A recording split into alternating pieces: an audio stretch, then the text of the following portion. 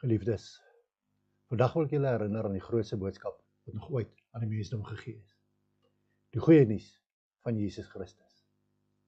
In 'n wêreld gevul met slegte nuus, onsekerheid en gebrokenheid, staan die evangelie as 'n baken van hoop, lewe en verlossing.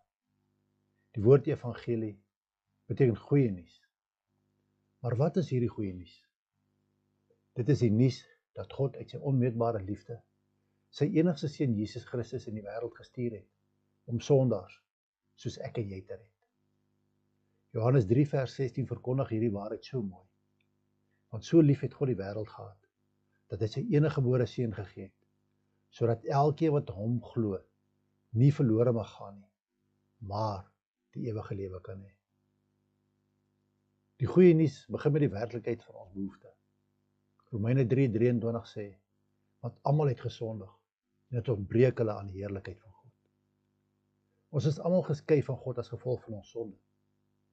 Geen hoeveelheid goeie dade, godsdiens of selfpoging kan die gaping tussen sondige mens en 'n heilige God oorbrug nie. Romeine 6:23 sê vir ons, die loon van die sonde is die dood. Wat beteken dat wat ons werklik verdien, geestelike dood en afsondering van God is. Maar prys God, die vers eindig nie daar nie, maar gaan aan met die volgende woorde. Maar die genadegawe van God is die ewige lewe in Christus Jesus, ons Here. Dit is die goeie nuus. God het ons nie in ons sonde gelaat nie.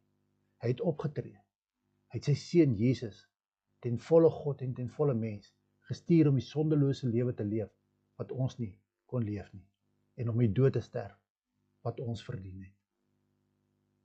Aan die kruis het Jesus die straf vir ons sondes op homself geneem.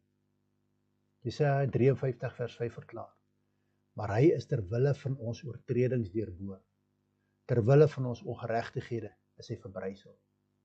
Die straf wat vir ons die vrede aanbring, was op hom, en deur sy wonde het daar vir ons genesing gekom. Jesus het dit alles betaal.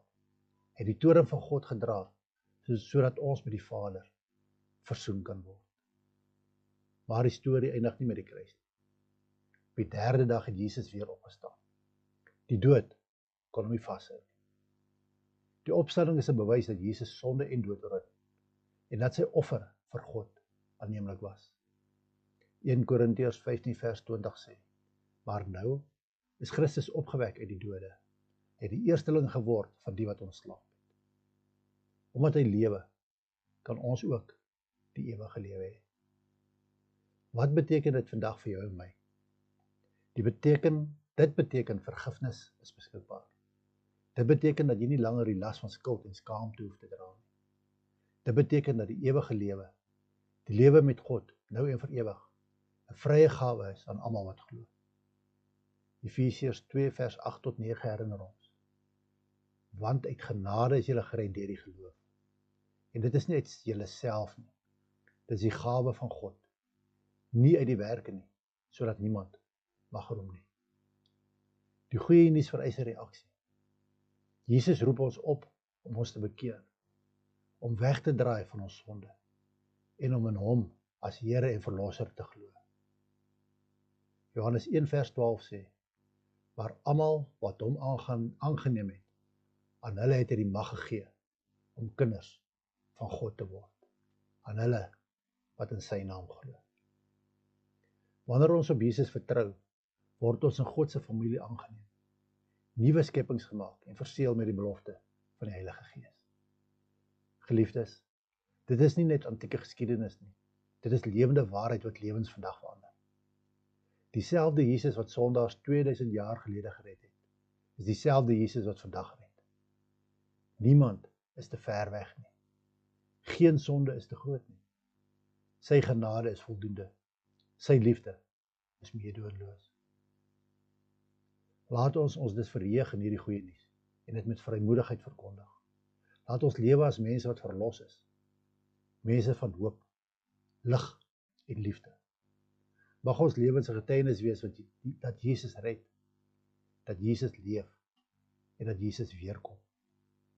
Klou vas aan die evangelie. Verkondig dit aan die wêreld. Leef dit elke dag. Want in die goeie nuus van Jesus Christus vind ons vergifnis vir gister. Ons vind krag vir vandag en hoop vir die ewigheid.